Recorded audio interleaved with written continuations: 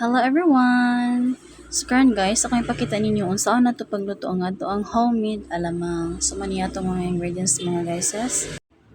So una na to nga buhaton ani is ato ang pahilisan ning ato ang karning baboy. So atong ipagawas ang iya nga fats mga guys until nga mahimo na siyang golden brown. Pag mga golden brown na siya, ato na siyang kuhaon gikan sa lutuan. So ang wala na guys, dili na nato na siya kuhaon kay mara na atong gamiton para magluto ta sa ato ang homemade alamang. So una natong buhaton ani, ato na dayon ng gisahon ng ato ang panakot, ang ahos ug ang bombay. So ato na siya imikos-mikos kadiyot.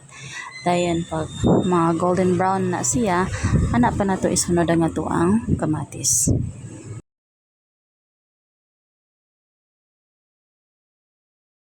So ato ang kamatis day guys, ako na siyang gihiwa og gagmay kay para mas dali ra siya malata. Kay ato man na siyang laton guys kay para mogawas kin ng iyahang tuga kay mao na siya magdagdag sa kalami sa ato ang niluto nga alamang kun ujap.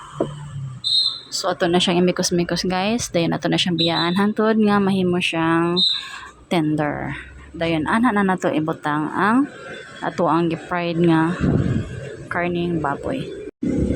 So, ato na siyang imikos-mikos guys until nga mix na gyud na siya tarong, maahog na sila taman, ato na siyang biyaan, ato na siyang pabukalan, pasagdan nato nga magbukal, until na tan-aw nato nga nilata na ang kamatis. So, ana pa nga time ato na dayong ibutang pagsunod ang ato ang ujap. So, ang ujap guys, depende sa inyong choices. Kung magbutang ba mo og seasoning niya or magbutang mo og kamay or central brown sugar. Kaya kung gusto mo og tamis-tamis gyud ang inyong alamang, butangan na ninyo siya brown sugar mga guys.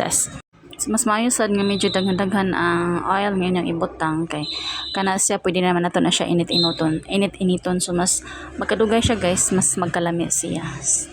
So manin guys ang atong homemade alamang. So that's all for today. Thank you for watching. This is Shorty Tayana. Bye bye everyone. God bless.